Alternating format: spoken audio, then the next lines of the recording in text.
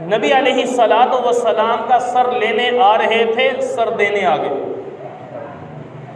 अपने घर पे इनकी बहन, इनका बहनोई मुसलमान हो चुके थे और इधर से काफिरों ने ऐलान कर दिया कि कौन नबी सल्लल्लाहु अलैहि वसल्लम का सर कलम करके लाएगा।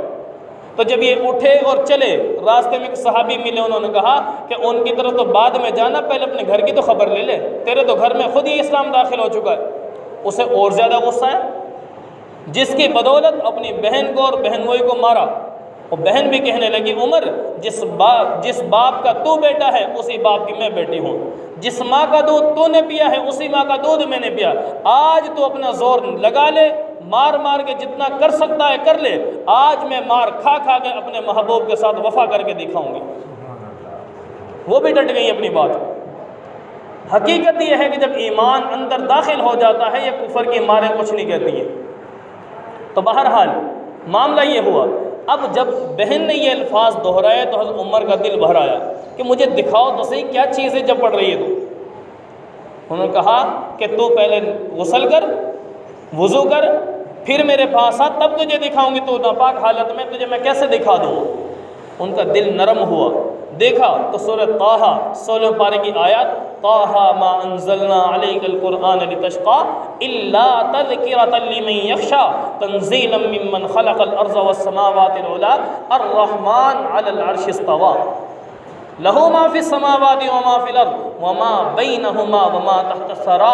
अब ये कितनी खूबसूरत आयत जब हज़रत उमर के सामने पढ़ी गई, दिल नरम हो गया और कहने लगा कि मेरी बहन, ए मेरे बहनोई, मुझसे गलती हो गई, मैंने तुम पर जुल्म किया, पहले मुझे माफ़ कर दो और मेरे महबूब के ग़ुलाम मुझे भी बना दो।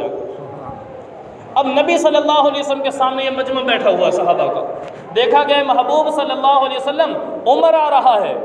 तो पैगम्बर अलैहिस्सलाम फरमाने लगे, उमर आ नहीं रहा, उमर को लाया जा रहा है।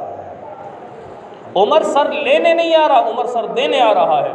उस वक़्त उमर ने कलमा पढ़ा, कलमा पढ़कर मुसलमान हो गया।